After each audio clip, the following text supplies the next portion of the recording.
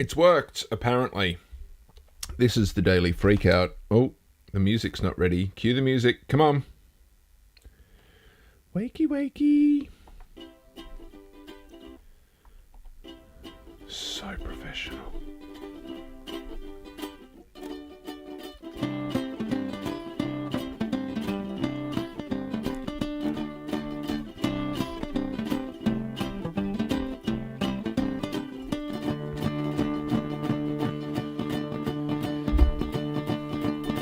This is the Daily Freakout. Thank you very much. Thank you, everybody.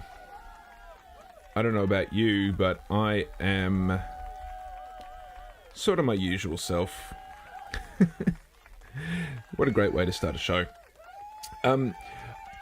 Just on a personal note, I'm annoyed at the moment by so many YouTube accounts in particular that I'm seeing who are getting a lot more success than me, and I don't know why. And it's something that I've always really been annoyed by when I've watched any kind of the current version of independent little media accounts that we all watch these days, podcasters, YouTubers, all that kind of stuff. It's always very annoying when they get on and they go, oh, I don't know what I'm doing. I haven't got the views. Come on, guys, support and like, that kind of stuff. And it's like, well, what you're not doing is you're not providing content that the people want to watch. That's obviously what it is. I mean, it makes complete sense. If people want to watch your stuff, they will watch your stuff.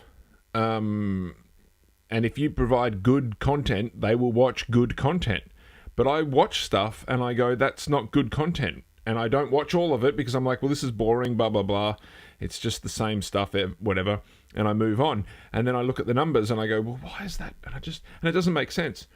And it makes me then think about like artists from all generations, from all decades. There was musicians during the 60s going, I don't understand why this band is doing well. Why our band does just the same kind of stuff, but our version, and it's just as good. Why is our stuff not getting recognized? All that kind of stuff. And it's very frustrating. It's very annoying. But what you do is you continue on. So if you're watching this and you've gotten this far and you feel the urge or feel the need, not a need maybe, but feel the urge, please put in the comments, what am I doing wrong? What am I doing right? What do you reckon? Just give us a thought. What do you like? If you actually like watching these videos, tell me. Tell me what you like. That would be very appreciated. Give me some feedback. Because I'm yelling into the void by myself, and even though I hate it when content creators do this kind of thing, I'm doing this kind of thing and asking for that kind of stuff. I feel like, wait, which shoulder is it? It's that shoulder. I feel like I should change that record that's in there. The Trauma Boys record there. I should get rid of that or move that. And let's do a bit of an experiment whilst we're live on the air. Let's see if, oh no, that's not plugged in or something. Don't worry. I was going to see if I could get the turntable to work, which is just here, because that's something I want to incorporate into this. But in order to not get flagged for copyright, I'm going to have to either find obscure records or pay for a license in order to play a record. So, if you would like to hear records on the Daily Freakout, you need to like and subscribe, and we need to get some viewers, and we need to get some sponsorships so that we can pay for the things. And when I say sponsorships, I just mean YouTube ads, because why would anyone sponsor this crap? Did I say a rude word too early? You know how YouTube videos, you're not allowed to say certain words too early? Anyway, let's talk about the news, because that's kind of why, or kind of what this show is meant to all be about. So, Ukraine strikes Russia's largest oil export terminal in Primorsk. You have to say it with an accent. Primorsk. And if I press this button, there it is, up in the corner. How fancy is that? Oh, I love technology. I think I've said this before, but given that people don't watch this show that much, I remember when I somehow got into a little section in the drama department at school that had a video editing stuff, and I flicked some switches and I probably it was half an hour's worth of daydreaming about video transitions and things coming in and all that kind of stuff. And now, with a very simple device and an iPad, you can do that, and it's fantastic. It makes me feel very fancy. Very, very fancy.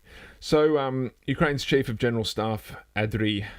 I've got no idea how to pronounce that. Hnatov, I don't know, confirms that the blah, blah, blah Primorsk oil terminal in Langley region was struck. The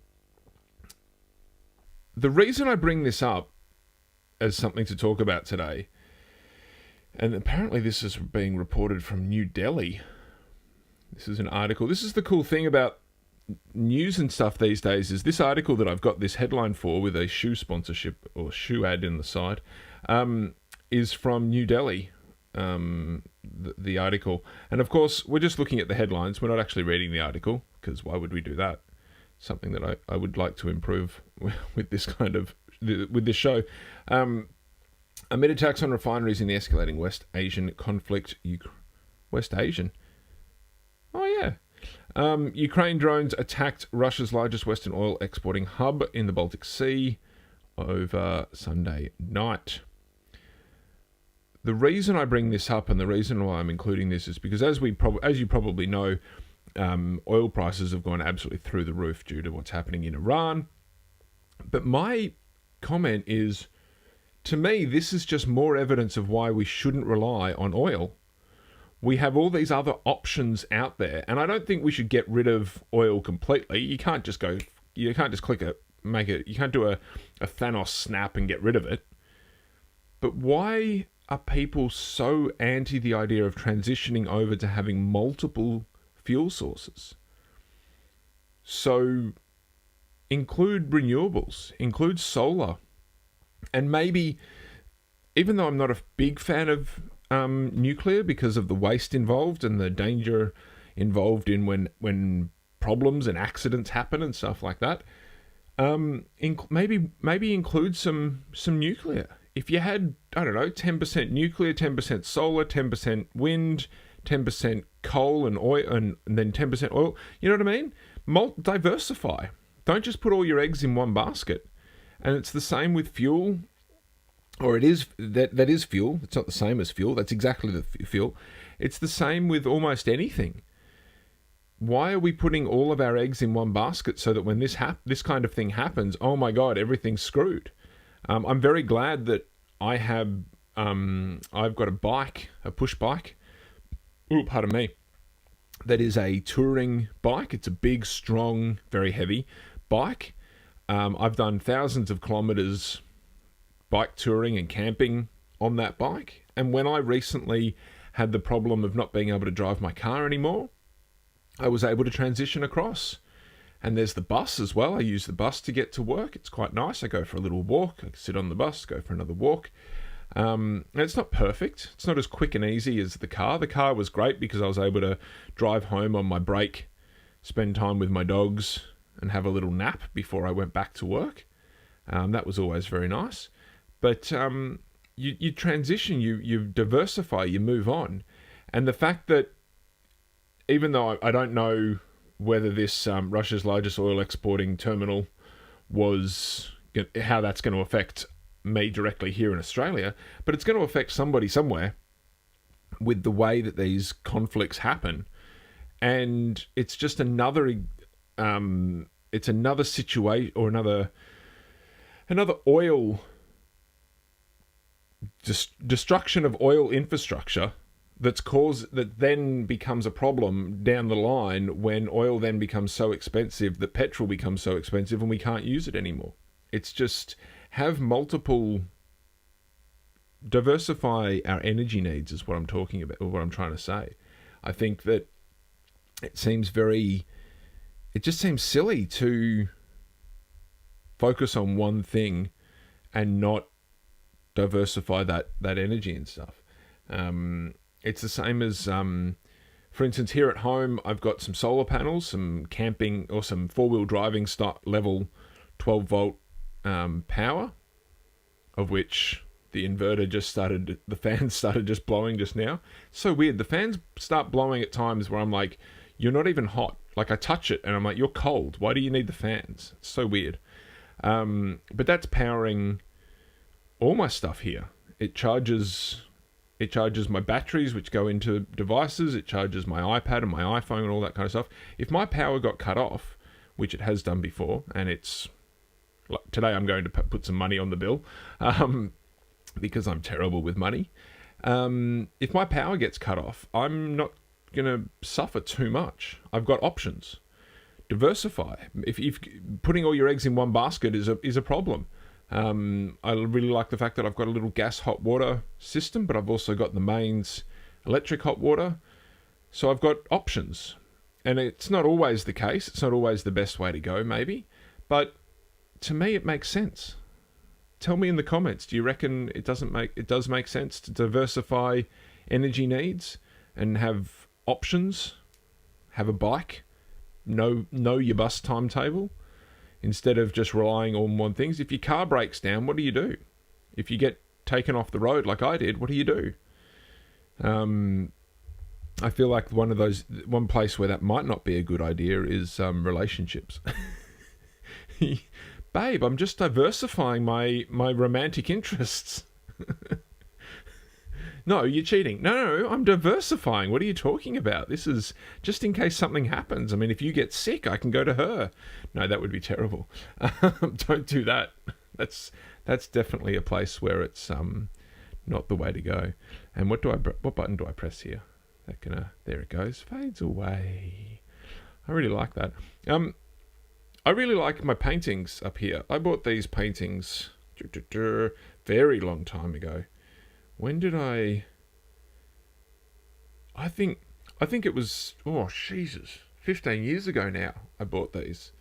I don't even know. Oh, this artist here, Bryony Joe, is now doing graffiti work, which I think is kind of cool. I think she stopped doing work similar to that, like paintings. I've got another one of her paintings out in the lounge room. I think she stopped doing that for a little while and moved on to, well, she had a child and became a mum and all that kind of stuff. The way life does stuff takes over. And she's now working on graffiti style art and stuff. And it's fantastic to watch or to see the evolution of an artist, even when they're not or especially when they're not a big famous artist. I'm really just also some fairly unrelated. The ADHD is kicking in. Casey Musgraves, the country music artist, my version of Taylor Swift, has got a new album coming out, and she's talking about being single. And the first single off the album is about being single and horny. And there's something about Casey's evolution and how each album, it's very, like, people give Taylor Swift shit about being all of her songs are about I broke up with my boyfriend, blah blah blah blah blah. But the evolution of that is kind of interesting, and Casey has a similar thing where if you know a little bit about her personal life, which we obviously don't want to know too much because that's hers and stuff, but if you know a little bit, you know the different people that she's been with and artists that she's been with, because if I remember correctly, early on she was with a musician who was part of her band, and that's a working relationship, and the emotion comes out, and then you move on and all that kind of stuff. And you watch the evolution where she goes through early albums of just basic normal sort of love songs and stuff like that, and then moves on to, I think Star-Crossed was one of her albums that she's just madly in love and getting married and all this kind of stuff, and then relationships don't work, and then you have a divorce album or whatever, and then this new album, based on one single so far, sounds like it's a fascinating evolution of, well, now I'm a bit older and I'm single again, and I haven't been with anyone because I'm enjoying my own time and all this kind of stuff.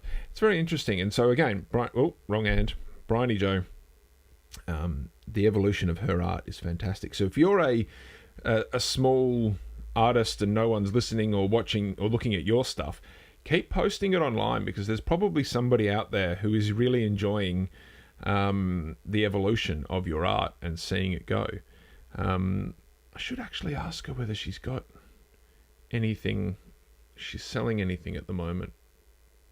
That's as though I've got money. Why am I thinking like that? I don't have enough money to buy art. It's ridiculous. And I'm thinking about van life, where I'm going to have to do something with these pieces.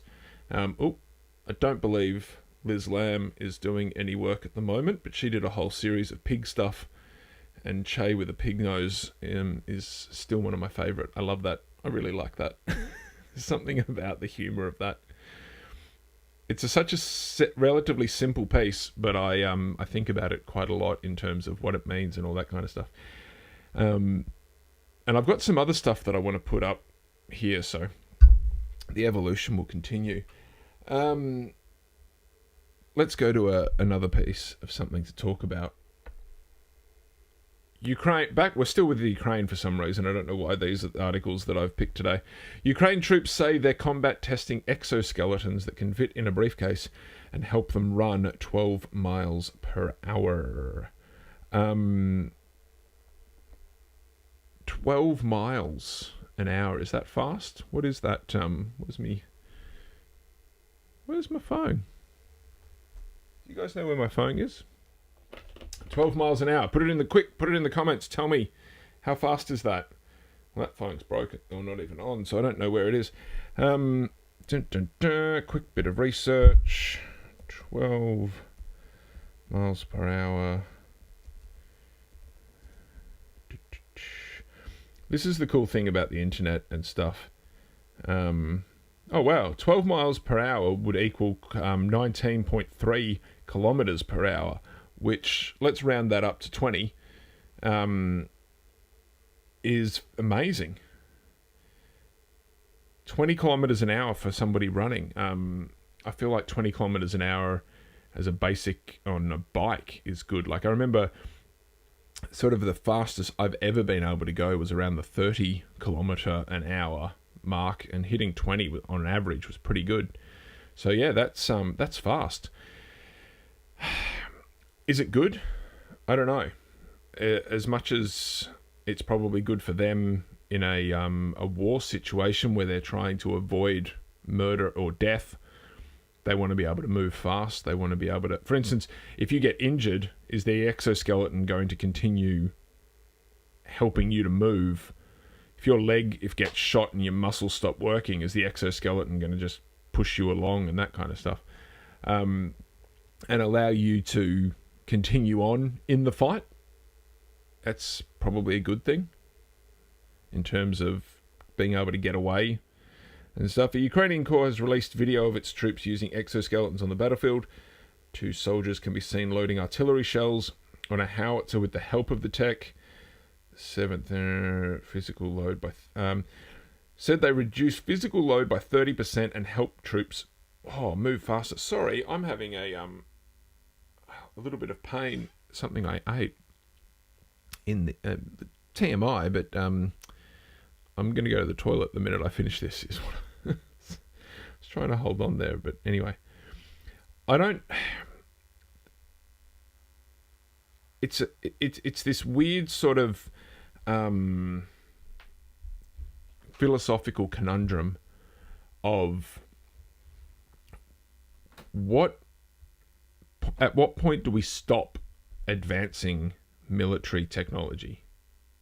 Do we ever stop? And I think, like, one of the arguments for like nuclear bombs and stuff was always, well, you've got to have something a bit better than the bad guys. And the bad guys are always the other guys. And so if they've got a knife, we need to have a bigger knife. We need to have a sword. If they've got bow and arrows, we need to have guns. If they've got machine guns, we need to have cannons. If they've got cannons, we need to have nuclear. And it's that thing of, where do you draw the line? Where do you stop? Do you drone warfare, robot warfare? Do you if we've got robots that can fold our laundry and do our and sweep our house, do we put guns on them and we stop the bad guys by having robots that can do it.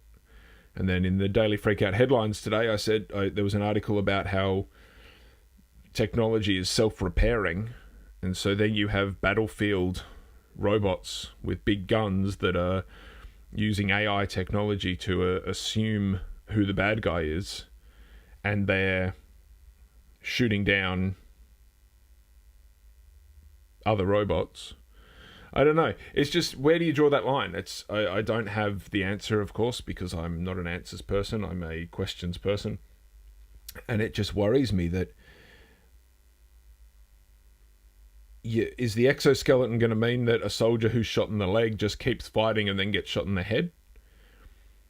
Are these guys going to be able to cause more destruction and more damage because they've got exoskeletons that can help them lift bigger bombs and all that kind of stuff? Like, for all the positives, there's questions of negatives as well. And the Ukraine war has been such an eye-opener, at least. I mean, I'm not a military expert by any stretch of the imagination, but it's been such an eye-opener for me in terms of the technology involved with all the drones and the fact that they had drones that worked via radio signal or wireless, and then they realized, well, they can get jammed, so now they have drones that work via cables. And so then there's cables littered everywhere.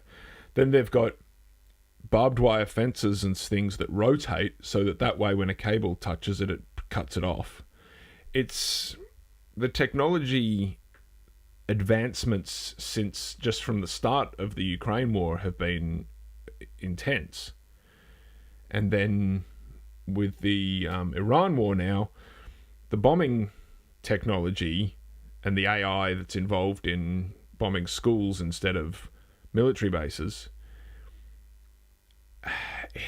it's worrying. It's genuinely worrying. We have a certain safety here in Australia, but it wouldn't surprise me if eventually, because this kind of world war, which is what it feels like it's the start of, because if Russia joins with Iran, which apparently some people are saying they already sort of are, if Russia joins with Iran, then it's the US with Israel versus Iran, and then technically they're sort of supporting Ukraine, but they're not going to support Russia if Russia's supporting Iran, and it becomes this world war. It could come here. It could eventually make it here somehow. I don't think it's incredibly likely because we're just so far away and there's no real strategic benefit, but we've got mining resources, and the US like to invade places with resources. So the advancement of this kind of thing with drones and with AI, and it's all very questionable, all very worrying. I don't have answers. My questions are probably stupid as well, to be honest, because of my lack of knowledge. I don't know where this goes, what happens. Again, chuck it in the comments. What do you think? Can't we just keep making art like the wonderful artists whose art is behind me? Can't we just keep making music? Can't we just enjoy ourselves? Wouldn't it be nice if we could just enjoy ourselves instead of having to worry about exoskeletons and self-repairing robots and AI technology? Anyway, that on an absolute downer, it's a good thing that no one listens this far on this podcast. Because, again, back to bringing it all full circle where I complain about the fact that no one listens to my stuff. This is the part of the show where no one makes it to. No one reaches all the way to this point, because the benefit of, or the brilliance of the technology now allows me to know how far people are getting with the watching and the listening and stuff like that. So it's a good thing that no one's listening, because it's an absolute downer of war technology becoming the main focus. And as so many other people have complained, places like the US and even here in Australia, we don't have money for healthcare. Or, don't get me wrong, Australia's got healthcare, but all this money that we put millions, billions of dollars into military resources when we have these other things that we could be putting money into. But if you took all your money out of the military, would other people who put money into military come and take over? That's the question, isn't it? If we all of a sudden took all of our money out of the military resources and spending, would evil countries just come and take over? Did China take over Tibet because the Tibetans were all peaceful and just allowed them to do it, etc.? Same with, even though Taiwan is not going to be the same as that, Russia, Ukraine, they thought the Ukrainians were going to just allow it to happen, but it didn't work that way. Except Germany with Poland back in the day, etc., etc. You know what I mean. What a downer. I hope your day improves from this one. So go hug a loved one. Go hug a dog. I'm going to go for a dog walk after this. Go have a good day embracing sunshine and whatever you've got out there. Go for a run, hug a dog, hug a cow. I don't know. Whatever you've got, please go and enjoy it, because we only get so much time on this planet. And if you don't believe in God like me, then you don't believe that there's an afterlife and this is the only life we get. And so this is the time to enjoy it and to embrace it and to have the best time you possibly can. And I will hopefully see you and hear or speak to you tomorrow. This has been the Daily Freakout for Tuesday, the 24th of March, 2026.